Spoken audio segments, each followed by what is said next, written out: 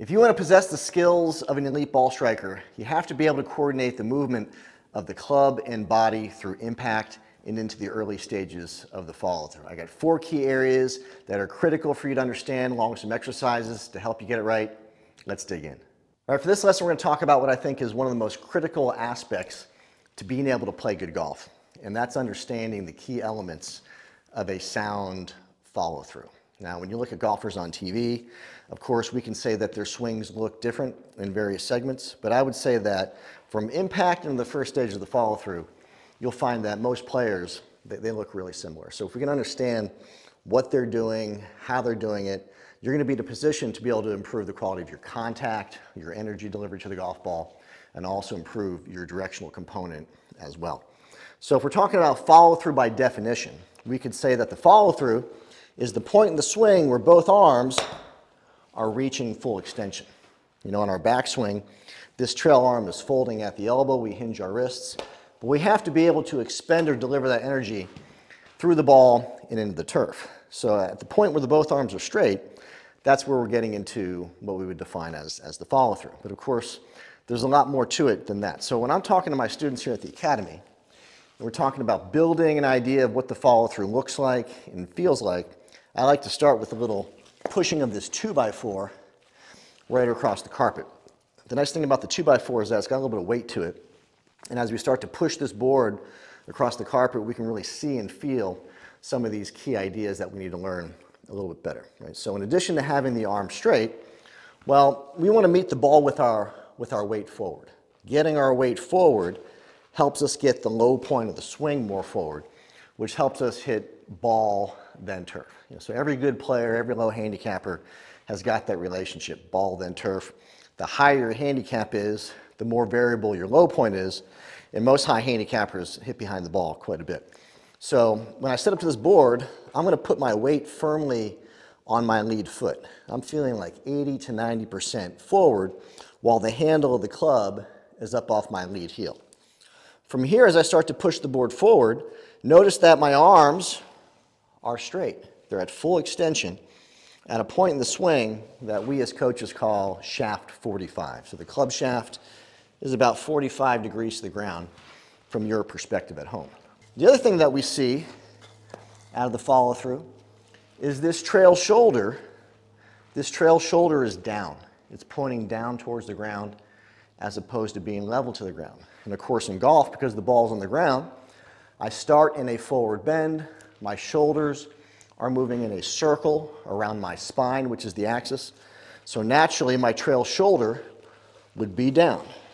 Right, so now we got weight forward, arm straight, shoulder down. The final thing that we see right here, and what I feel really gives me the ability to really push this board with a little bit of stability, is the fact that as I'm turning towards a target, my hips are tucked beneath me.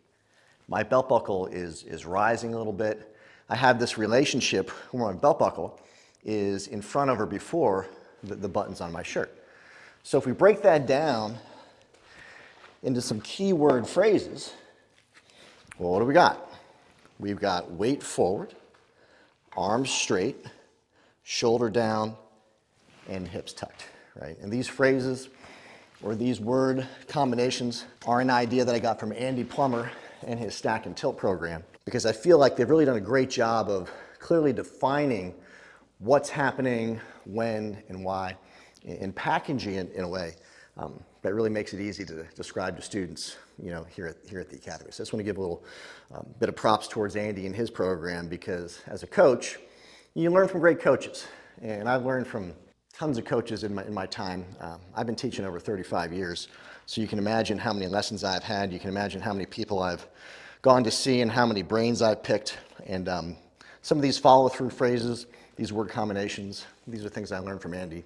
So I like to give credit where credit is due. Right? So right now, let's go ahead and break down exactly how we're going to work on some of these fundamentals, so that as we start piecing them together, we can get this classic look through the ball that you're all striving for if you're trying to lower your handicap and improve your game. So let's start off with weight forward.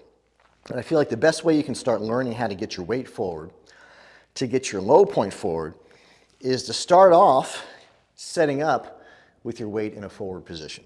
So I'm going to set up to this golf ball right here with my weight 80 to 90% on this lead foot. And it's also critical that the handle is forward up off your lead heel when you're doing this exercise. The goal here is going to be to make a little tiny backswing to give the swing a little bit of energy, but to feel what that weight's going to be like into the ball where it's strongly on this lead side while we try and make sure the low point is going to be on the target side of the golf ball right here. So when I'm working with my students, well, contact is our #1 fundamental, and contact is all relative to low point, and low point means the circle or the swinging action is going to strike the ground on the target side of the ball versus behind the ball. So we always like to set up sort of with the club head next to the ball as if the ball and the club head are sitting on a little white line painted on the ground, kind of like a white line in a parking space.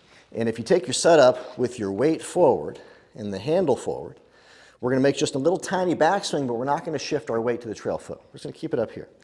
And all I want you to do is take your hands from your address position and just swing them a little bit into your backswing so your glove hand is maybe close to your trail foot. Doesn't have to be perfect.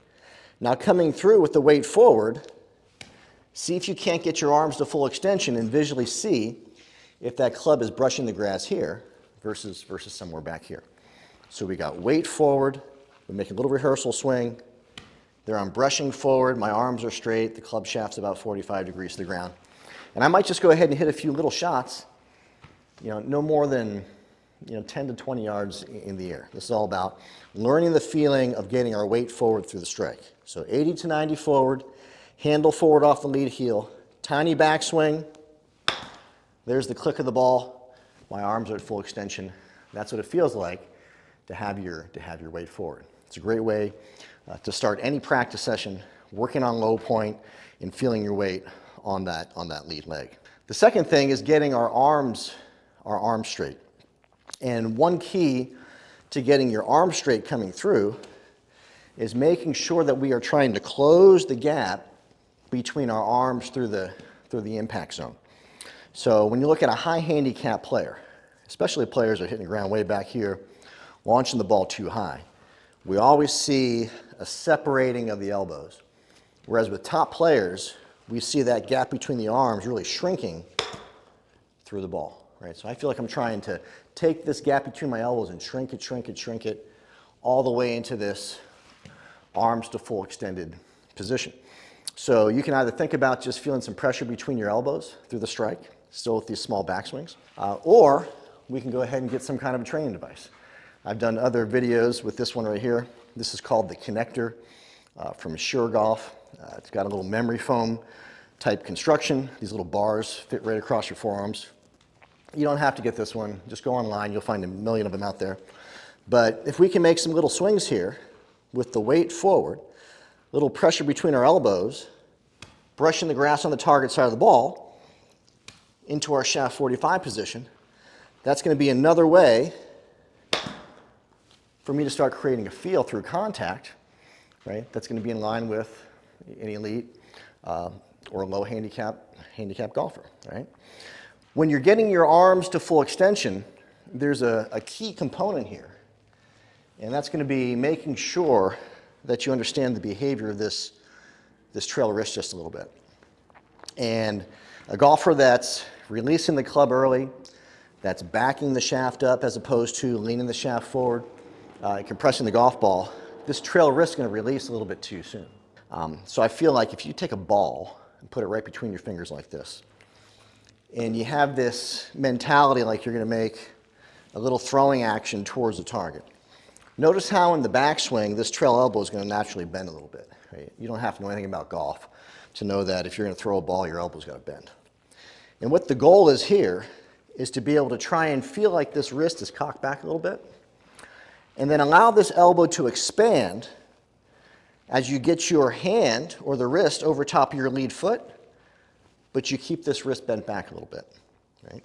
So we take our setup, ball between your fingers, hinge the wrist, hinge the elbow, expand the elbow, but keep the wrist cocked back.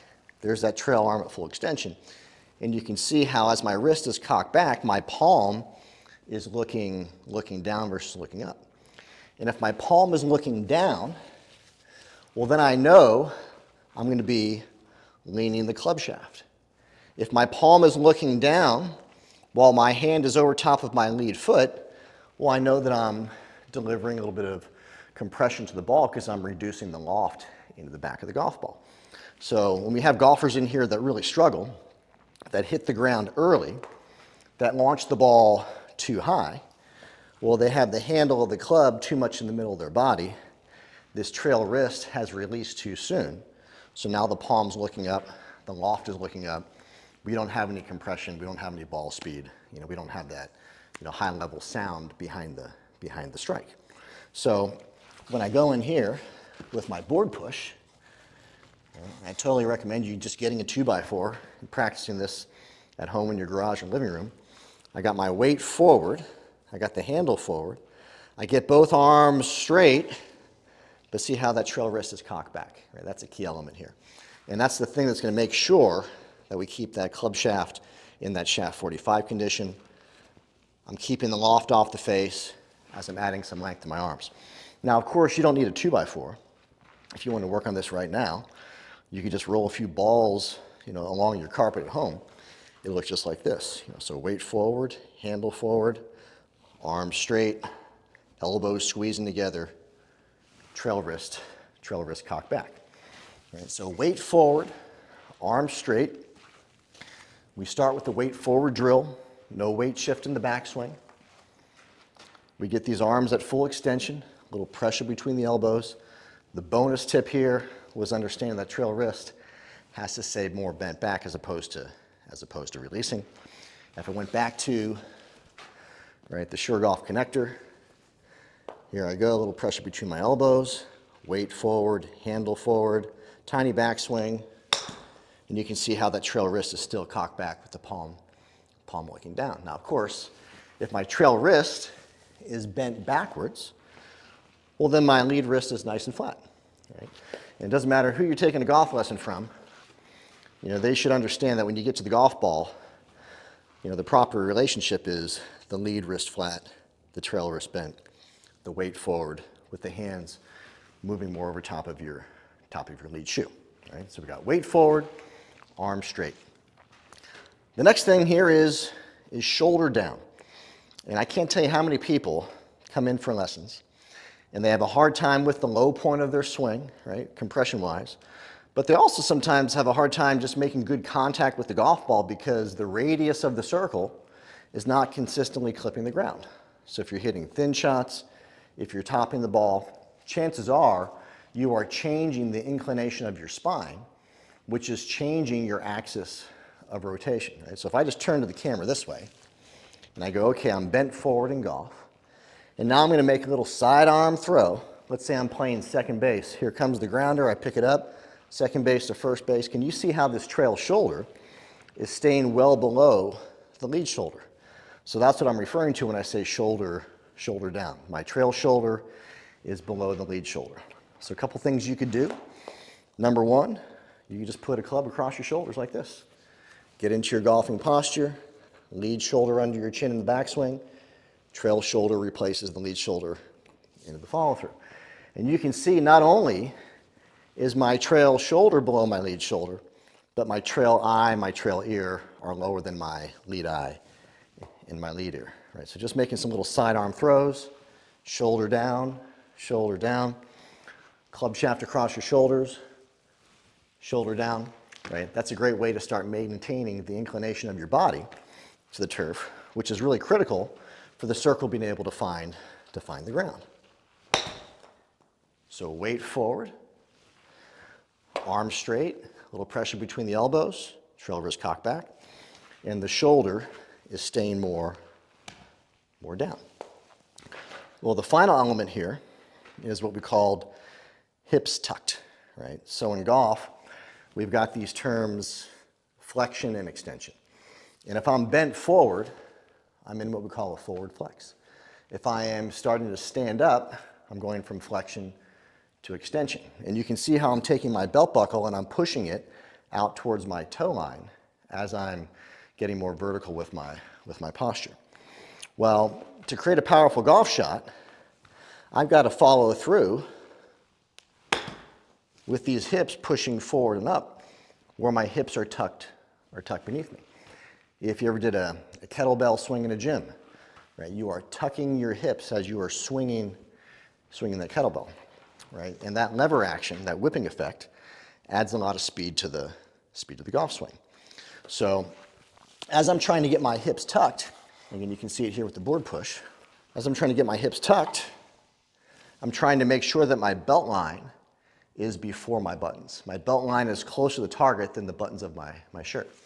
And when people get this wrong, I think the thing that gets them a little bit in a jam is what's happening with their upper center relative to their lower center, right? So you can think of 3 different center points in your swing. Lower center would be like where your belt buckle is, your pelvis. The 2 upper centers would be your sternum, right where my microphone is, and also the logo on my cap. So 1, 2, 3 centers, lower, upper, upper. If my upper center, my head, drifts too much towards the target and overtakes my lower center, you can see how I'm maintaining a forward flex, right? So I might call that little old man posture relative to the follow through. Right, if you're teeing off on Saturday morning and you see a guy off the first tee look like this, ball's not going that far, right? So how do we get this belt before buttons relationship? Well, the first thing, when you go back to the board push right here, is really noticing how much this extension of your hips or tucking of your hips is going to make it easy to drive the board forward, right? So if I'm just pushing this board forward with my hands and my arms and my head, I get a look like that. If I keep my head just a little bit more steady, and as I turn, I feel my belt buckle rising as my hips are tucking, right? It's just going to feel a lot more efficient. Another key here to helping the upper center stay a little bit more properly coordinated relative to the lower center would be doing an exercise like this. And if I take the ball I'm going to hit and put it here, if I take another ball and slide it, you know, let's say like a foot to 2 behind the ball I'm hitting. Now my goal on this little swing, as I come through the ball, I'm going to try and keep my right eye, my trail eye, kind of looking back towards this ball right here. And if I do that, my head's going to stay more back as my hips and my weight shoot a little bit more forward. Again, this is not a big follow through. So I got my weight forward, I got the handle forward, a little pressure between my elbows, tiny backswing. I'm going to keep my right eye on that ball right back there. And now can you see that my belt buckle, my lower center, is in front of my upper centers, and I start to get this hips tucked look, right? So after you watch this video, you might want to click around online and just try and look at some of the great swings in golf, your favorite players, especially swings where maybe the videos are slowed down a little bit. And I'm telling you, through the ball, you're going to see all these elements coming together. Weight forward, arm straight, shoulder down, hips tucked. And you need to practice doing these little shots as often as you can. Because if you can do this, and you can create these basic relationships, the low point of the swing is going to be forward, the shaft's going to have a little forward lean at contact, so you got compression. You're going to be delivering the energy at the appropriate time in the arc of the swing, and you're also going to have great club face control as well. Right? So if you think about what are the things that make a great ball striker, well, it's being able to have good contact, distance, and direction. And we're building all those 3 skills with some of these basic drills. Right? So what do we do once we get past these little 20, 30-yard shots in the air? Well, we can make our backswing a little bit bigger. Right? So bigger swing, more energy, longer golf shot. And we can also start to grow our follow-through just a little bit. So when I start to increase the size of my follow-through, what I'm trying to do is release my trail foot from the ground a little bit as a means of allowing my trail hip to rotate around. And now I've got 90 degrees of rotation towards the target. And as I get more rotation, and I continue that extension of my hips, well, I start to increase the size of my follow through, right? So the goal here would be to grow the swing from a tiny backswing, maybe hands over top of the trail foot, arms straight to shaft 45. And then from here, and I feel like when we're doing half swings, right, if we haven't had the weight forward in our past, it's not a bad idea to try and keep it here a little bit more. But now we can start making a backswing that's going to be more of a half swing. So I would say lead arm parallel in the backswing to the ground, that is. That would be a half backswing. Trail arm parallel to the ground, the follow through. That would be a half follow through.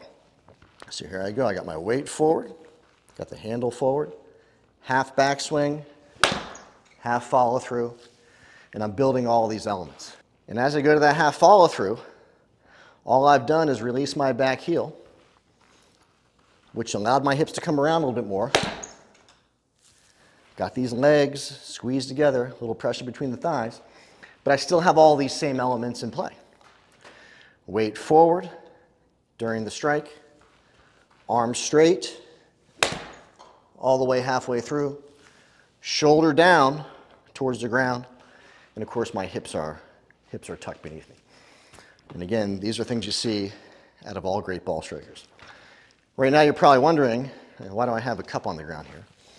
And that's because I forgot to tell you about it. So if we go back to the weight forward stuff, right, one of the things that gets golfers in trouble in terms of getting their weight on this lead foot, it's really the behavior of this trail foot. And what we see out of people who really struggle with low point control is they get this trail heel working too much away from the target. See that? So my heel worked away from the target. That pulled my weight back away from the target. That kept my hips, right, away from the target versus being tucked with the belt buckle forward. And of course the club hits the ground early. So while you're practicing either a ball push or a board push at home, another thing I might have you do is just take a cup from your cupboard, put it outside your trail foot. With your weight forward, I want you to feel a sensation we refer to as banking, right? So banking means I'm going to roll that trail ankle inwards towards the target. The inside of my shoe is staying connected with the turf as the outside of my shoe starts to release from the ground. And as I start to do that, you can see how my knees are working towards the target. And if my knees are working towards the target through the influence of my feet beneath me, then of course my weight is moving forward. In other tips, I talked about how Jack Nicklaus used to say he was trying to get his sock dirty, right? So banking of the trail foot versus lifting or spinning of the trail foot, I think that's a key tip right here, right? So let's go back to those smaller shots we talked about before. Starting with the weight forward, handle forward, little pressure between the elbows, tiny backswing. And you can see here, pretty close to shaft 45, that I'm not disturbing the cup right there. So if you knock the cup down, we know that we have too much of a spin of the heel versus a banking of that trail foot. And again, that's an influence that's going to either make it easier or more difficult to get our weight forward. All right? So let's go through these one more time. So follow through fundamentals. Got to have your weight forward. If your weight's not forward, your low point's not forward. If your low point's not forward, you're never going to be a high quality ball striker. So a great thing to practice is getting your weight forward really strong, 80 to 90%, handle forward, make a tiny little backswing. See if you can't see some visual evidence of the low point striking on the target side of the ball. And to make sure that you're doing this correctly, go ahead and add that little cup drill right there. Add a little bit of banking of that trail foot versus kicking that foot away. Arms straight. Well, this is critical. I mean, this is how we're delivering energy to the golf ball. And when we look at high handicap players, they've got a lot of bend in their arms. They got the shaft leaning back a little bit. So try and feel like you're going to close that gap between your arms. A great way to feel that would be to practice with the ball just like this, right? If you're looking where to find one of these, you can go ahead and look at the information here below this video. You can find one on my website, but there's a lot of places you can get them. So weight forward, arm straight. What's the key tip here? Trail wrist stays cocked back. How do we practice that a little bit?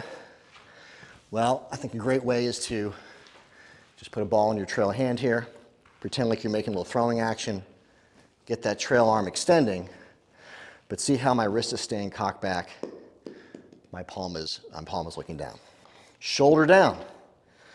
Well, if we want the circle to touch the ground predictably, your shoulders have to move in a circle around your spine or the axis. And of course, if we start bent forward, and my shoulders go in a circle, just like that, then you can see how my shoulder is down versus shoulders leveled out. Anybody that comes in topping the golf ball, they got short arms, shoulders level. We're going to keep that shoulder a little bit more down, just like so. Shaft across the shoulder drill, that makes it really easy to feel that relationship. Even practicing in your mirror at home. You know, mirror work is really hugely valuable. I mean, each time in the morning, after you get done brushing your teeth, look at yourself in the mirror, turn with your lead shoulder to the mirror, make a little sidearm throwing action, and see if you can't see this posture where the trail side is below the lead side. That's how you get shoulder down. Then the final thing, we got to get these hips a little bit more tucked beneath us. Hips tucked, belt before buttons. What's the key here? Well, our upper center can't overtake our lower center. Right? So we don't want the upper center, logo on my cap, my head moving ahead of the lower center. Right? So what's a great way to kind of keep the head a little bit more steady for just a little bit longer? I like this idea of hitting tiny shots. Trying to keep this trail eye on this ball behind the ball I'm striking.